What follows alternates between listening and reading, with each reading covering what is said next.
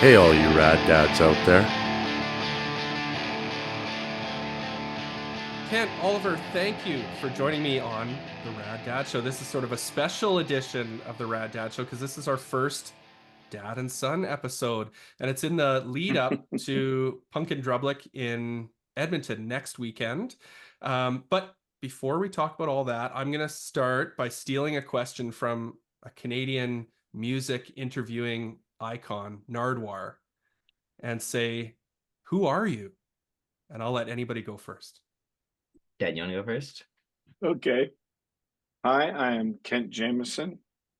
Um, I'm 57 and 3/4 years old. I've been the sound engineer, manager, tour manager, and sometime agent for NOFX for most of the last 33 years. I took a couple years away because I got a stay-home job running a couple of venues, and that was way harder. Not that this job's easy every day, but this like a real job with 150 people on staff and whatnot was a lot harder. And then yeah, so unfortunately I'm back. Riding NOFX into the sunset, as I often say, as Yeah. we wind this thing down. And I'm really super glad that I didn't miss out on this part of it. So And you're that's you're me. joined on that journey by your son, Oliver. So Oliver, who are you? Introduce yourself. I'm Oliver. I am at this point, I guess, a recent high school graduate. I graduated last year, obviously, Kent's son.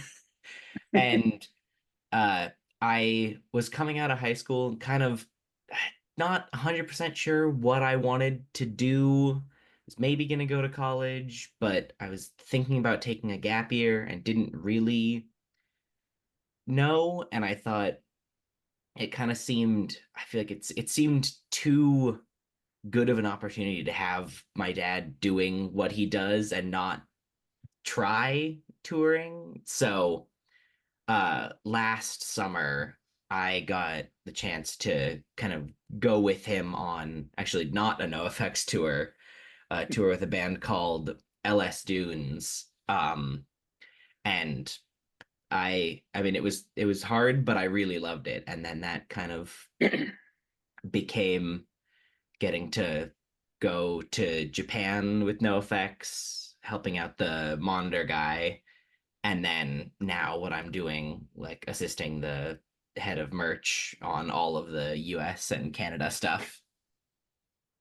What a Not to cool. mention the full 5 weeks in Europe, Oh yeah. where they really worked their asses off. It we did a lot of these punk and drublics where the two of them and a few locals did the whole thing out in muddy fields and whatnot. Yeah. Yeah. Sometimes parking lots. It's such a neat opportunity. And like you said, the timing is really interesting, right? And it's Yeah. funny, Oliver, like even just hearing you say that about graduating high school and like that feeling of like what next, like I think back to me. So I when I graduated high school, I had like thought I was going to go to university. I grew up in a small town called Medicine Hat, and so to go to university in Alberta I would have had to move to Edmonton where I live now. Hmm. I got a scholarship and it was like, oh great. And in the end, kind of right before school started, I ended up backing out and not taking that scholarship because I was afraid. Actually, I was afraid to leave home. Yeah. And like Hmm. it's just a lot of pressure, and it's like all of a sudden, like you're a kid, and then all of a sudden you've got to make this transition to know what the hell you want to do for the rest of your life. So I can appreciate that comment, and it's really neat that you've been able to join your dad. And like maybe I'm assuming here, but I'm kind of guessing you've probably felt like part of the NoFX family for a long time, right? Yeah. I mean, I've known the crew and band since as long as I can His whole remember. life. Totally. Yeah. So you grew up He did. with that extended NoFX family, right? Yeah. I mean, he did. He was on the bus on the West Coast leg of the very last Warp Tour we did in '09 when he was 4 years old. So it's funny. One thing Crazy. that I've told a lot of people is he really, because it was just so second nature for him to be around. I mean, somewhere there's a video someone made of a Warp Tour show, and it's like Eric Melvin, stage left, where he always is, and then 10,000 kids at Warped Tour going nuts. And then they pan down and he's like asleep in his mother's lap, like right on stage. I think, and you know, so I Well, I was actually, imagine. Sorry, I was just going to say, I imagine like that actually has probably made some of that transition to like working as part of the crew a little bit easier, right? Like there's some things you just don't have to learn. You have to learn like how, you know, how to sell the merch, record the inventory, like whatever you have to Yeah. do. But you get like the machine. Yeah, I do think there's a bit of like it comes through on already kind of knowing. I mean, not entirely yet. Obviously, like you said, there's a lot to learn, but there is a nice familiarity to like being around that because I have been for so long. Yeah.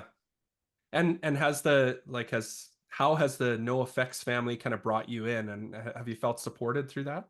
Yeah, I mean, I've known most of the crew, like especially like Rugly and Jaywalker for as long as I can remember. So it's fun to be working with them. Like it's definitely a different sort of it's a different relationship than like, hey, I'm here to hang out for a little bit versus like properly, especially like in Europe, working with them and being on a bus for 5 weeks in Yep. like it's different, but it's great. They're fantastic. That's awesome. Well, this is a Rad Dad show, but that doesn't mean you're getting off easy, Oliver. I got lots of questions for you. Um, Perfect. but one I usually ask dads, I always ask, are you a rad dad? Do you think you're a rad dad? So I'm going to ask you, Oliver, do you think your dad's a rad dad? Absolutely. I mean, yeah. I don't know. Like I think it's hard to expand on, but yes, I couldn't ask for a better dad. So yeah, you said it's hard to expand on. I'm going to push you to expand on it a little bit. And maybe Kent, maybe Perfect. you can expand on it too. Like, I love that he's here to answer that question. I'm better at self-deprecating than the opposite of it for sure. very Um, rarely do people want to say, yeah, I'm a rad dad. But tell me about that. Yeah, Kent, like what's been your well, approach as your son grows up in this, well, I would call it maybe an alternative kind of like lifestyle, very different from lots of your friends for sure, Oliver. Like yeah, it's. how does I that was factor in? just.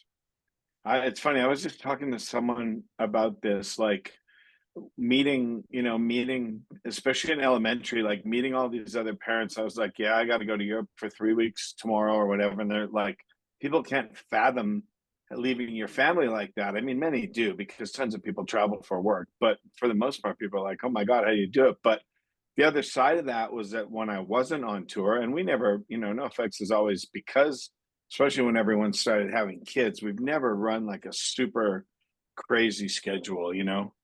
The traditional model for bands is to put out a record and then tour for like 2 years on that record. And we just kind of did tours and we kept like a good pace. We had like a 3 week rule. But anyway, the other side of it is that when you're home, you can be all in if you choose to. And I will, not to get too serious and deep on it, but my father wasn't really in my life. So it was crucial for me to be a rad dad. Like it was kind of my only goal if I found the right partner to have a kid or kids with. I wasn't going to fail at it per se. And we're pretty proud of Oliver. He's a good kid. He's does well. So and I took him snowboarding in Tahoe as much as humanly possible, which is kind of me forcing a hobby on him.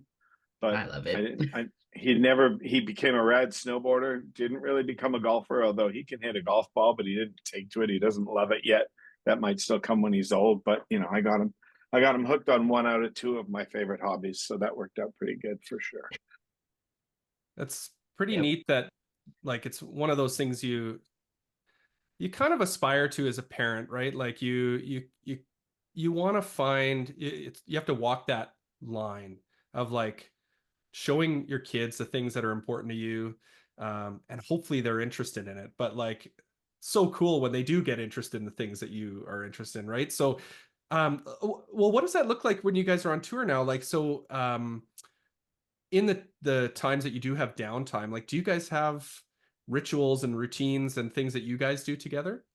I mean, so far, obviously I've been touring less than him, but I think a I feel like common thing that we'd like to, I don't know, bond over and on tour is we both are huge foodies. So Nice. going like trying to find, a fun, good restaurant on a day off to have dinner at, or finding good food around the venue if we have time is something I enjoy, and like dragging him And along. a further extension to that is coffee as well. And Yeah. Oliver, being a digital native, Oliver's a great researcher. So he's already like, like people wake up in the morning in a new town and on the group chat, they're like, "Hey Oliver, where's the good coffee?" Like he's already like the go-to coffee researcher, which makes me more than proud to be honest. Yeah. Oh, that's awesome. Well, we'll have to chat afterwards about some good coffee and food in Edmonton. Oh yeah. And so I kind of want to tie this together a little bit. Like, there's kind of this full circle thing I'm feeling with, like, Oliver, you growing up in the NOFX kind of circle and that family, now working with the band as they're kind of doing this crazy farewell all across the world. But like, that band has been around for 40 years. And Mm-hmm. so one of the things that I've really noticed at the shows, and Kent, I'm kind of interested in your perspective on this, is like the generations of people that come to the Mm, shows, right? It's neat for me to see parents there with their kids. But I remember at the last Punk in Drublic in Edmonton, there was actually a family, three generations, like grandpa, and then really? yep, and then dad in his like 20s, and then a young child with them. So three generations of NoFX fans, and that's pretty cool. Like, I'm curious on Yeah, your take on that, like what your experience has been over the years, seeing like the generations. Like, NoFX has just kind of transcended that. They've been around for so long absolutely. and part of the No, we've fabric. yeah, we've met tons and tons of two generation fan groups for sure. People bringing their kids that have grown up around it and grown up fans of it, and yeah, it's great.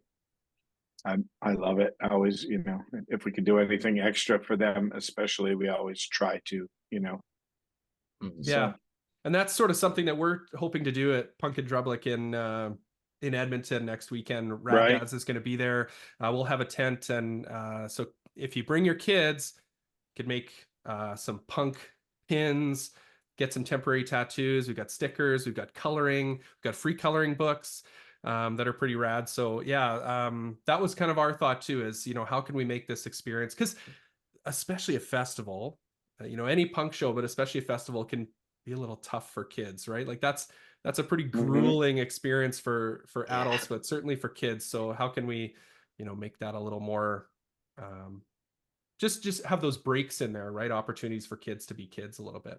Yeah, that's great because yeah, like you said, especially festivals, it can be a pretty long, hot day, but that's going to be awesome to have somewhere for kids to kind of go hang out for a bit, maybe a little bit away from the constant noise. Like, Totally. Yeah, just to back away for a little bit, right? mhm. And zone in on something else.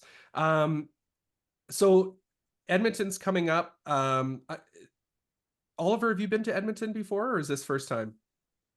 um, He hasn't. I haven't. I was like, if I had been, it would have been when I was quite young, but no, I don't think I've been, at least not. Yeah.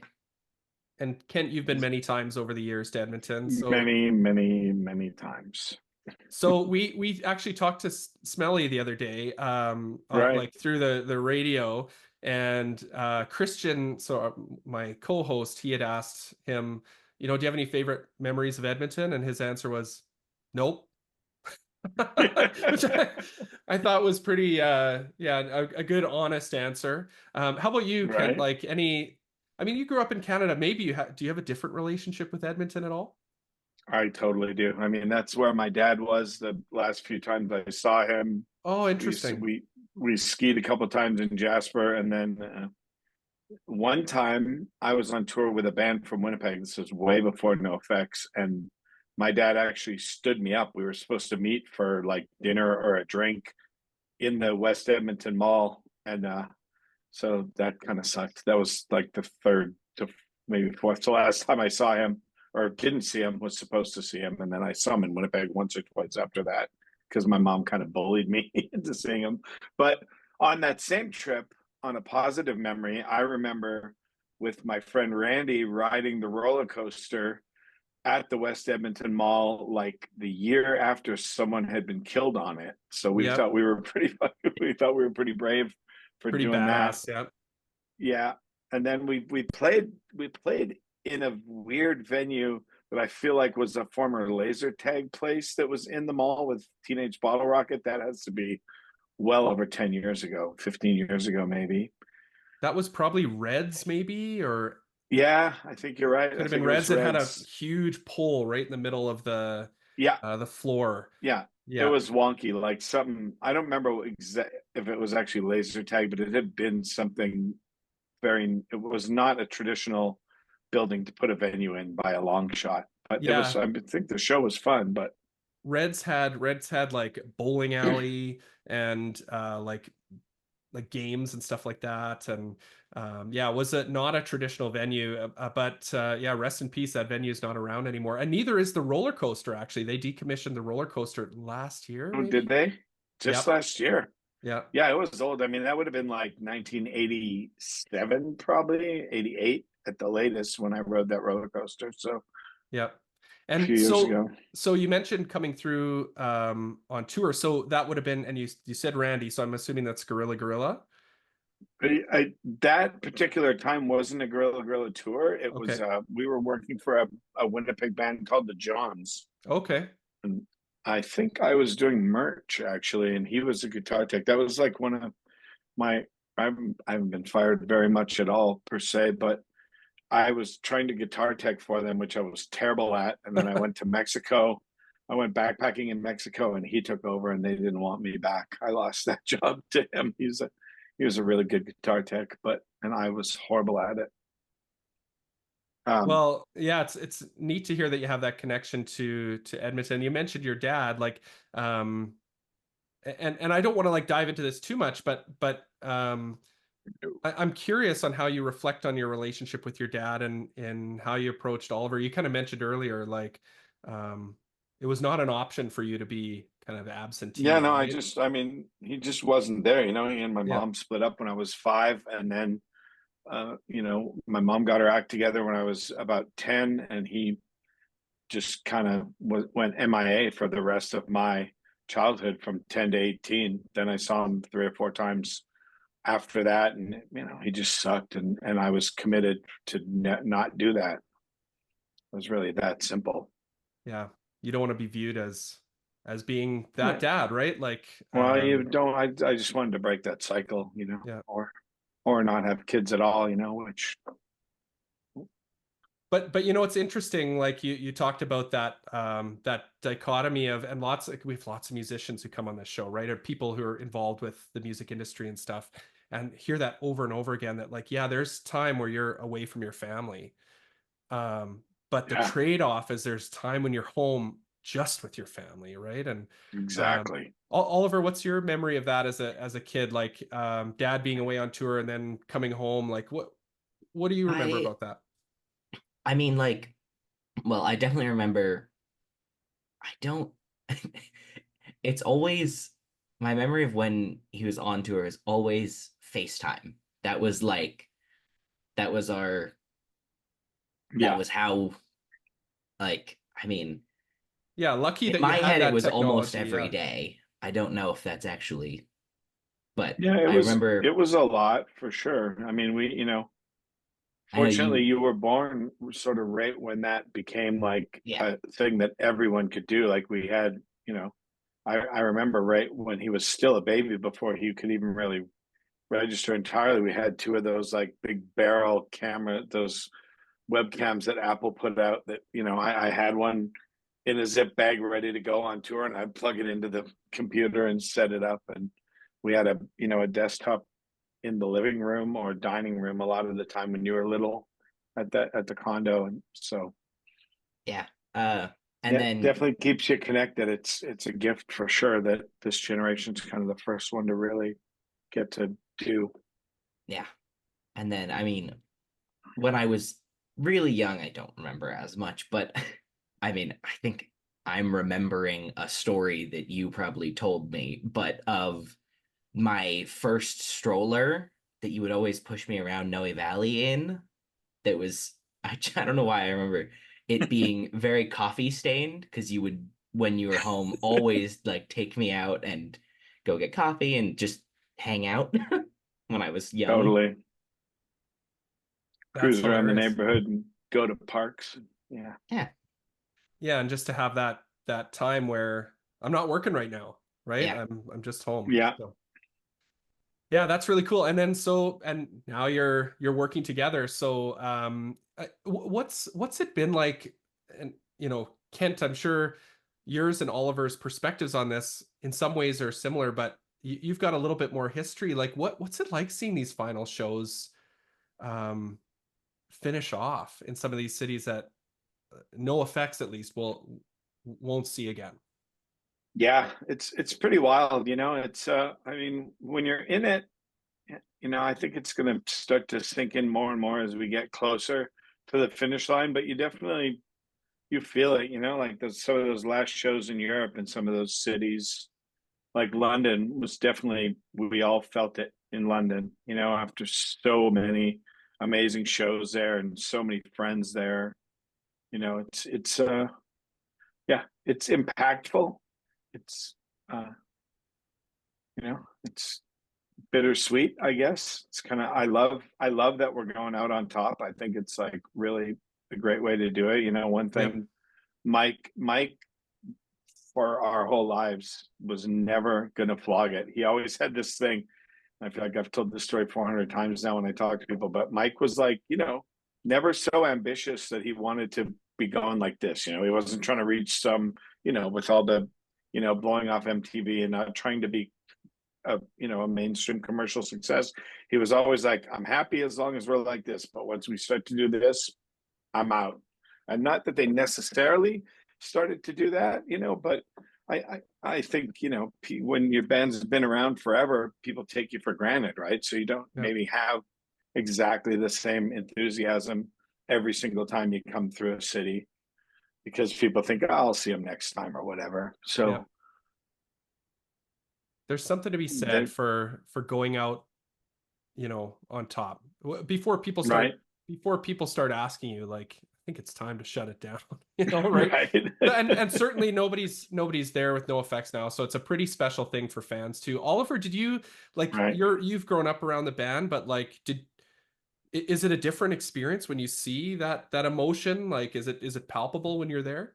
Yeah, I think, well, I was gonna say, especially from what I'm doing with these shows, being out at merch and interacting like more directly with the fans, it's impressive to see just how many people love the band and are like sad they're going, like sad it's the end, but also are coming out to the shows and just loving it. Like people are, Right. they've been really good shows and people have been enjoying like the band going out on a good, like on these really fun shows, and I don't know, people seem to love it, and it's they've been good shows, and I think it won't probably hit me that it's like over until LA, but Yeah, LA people are is going still, to be bonkers. yeah. and that's October, right? Yep. Yeah, October 4, 5, and 6. Yeah. Yeah, it's coming up quick. I mean, Hmm. fans are stoked to be part of these shows too, and I think that's one thing NoFX and Punk and Drublic and the whole the whole machine, the whole family has been good at over all these years is not phoning it in, right? Like it's done right. Totally. Yeah. It could be the same, four bands on every bill. It could be, but it's different. It's bringing together all these people whose lives have been touched by and have touched NOFX, right, over the years. And so it's a pretty special thing to see. I mean, for me, well, I don't know if you can see behind me, I'm a huge Descendants fan. It's amazing, for like really special for me to be seeing NOFX, one of my favorite bands, along with Descendants, that final send off in Edmonton, and Circle Jerks, like it's crazy. Interrupters, Right. Adolescents, like it's just it's crazy. But these are all bands that are very intertwined over the years, and so I'm just really stoked about it. We're talking about kind of the retirement of NOFX, the end of NOFX. What's next for you guys? What have you thought about that? What happens after October? We don't know. Right. Neither of us have committed to anything. I mean, Brian, our merch manager, has already told Oliver that there's going to be plenty of tourists now. I mean, he's so well versed in it now. He could go out and run merch, starting with a club size band quite easily, and so, I'm in sort of the same place. I haven't committed to anything, but and I'm not rushing into anything. I'm kind of just waiting to see what presents itself. I've got lots of friends and everyone's touring all the time, and I've started to mention to people when I'm going to be available. If for some reason, I mean, most of the bands that I love and that are people that I love are staffed, so it's like but at some point someone out there may move on, and maybe I'll move into that, or maybe something completely. I'd love to just do sound for a while, not necessarily be in charge of anything. That'd be nice, but I'm just kind of open to whatever. Yeah, I mean, like he said, hopefully I like this. I'd like to continue doing it, so wherever I can find something that works, I will. Yeah, see what opportunities present themselves after that big And adrenaline rush and crash in October, right? Yeah. And that big sigh of maybe it's relief or whatever that is, right? But I can imagine that's a big emotional mountaintop you guys are headed for right now. Yeah. Yeah, I know. Yeah, I know it's a little scary, but like I said, I mean, coming from the fans' perspective, like it's an amazing thing for us to be a part of too, right? It really feels like we're a part of something too, and we get to come to these shows. So Right. That's awesome. Yeah. Yeah. I'm really stoked. Punk and Drublic's coming up in Edmonton, October 10th and 11th. Ice District, near our new arena. Yeah, come see NOFX, Descendants, Circle Jerks, Interrupters, Face to Face, Flatliners, more. I really appreciate your guys' time. Real Mackenzie's. Yes. So I just wanted to throw the other Canadian band in there. and I know there's an more on there, so we'll see what happens with that. But yeah, I just am so thankful for you guys' time, and it's been really cool to talk to you about Punk and Awesome. Drublic. I'm looking forward to seeing you guys in person. Like I Absolutely. said, I'll get you some shirts and stuff. Yeah, thanks for your time, and wishing you guys all the best and safe travels to Edmonton. We'll see you in a week. Awesome. Thank you Thank you very much for having us. You bet.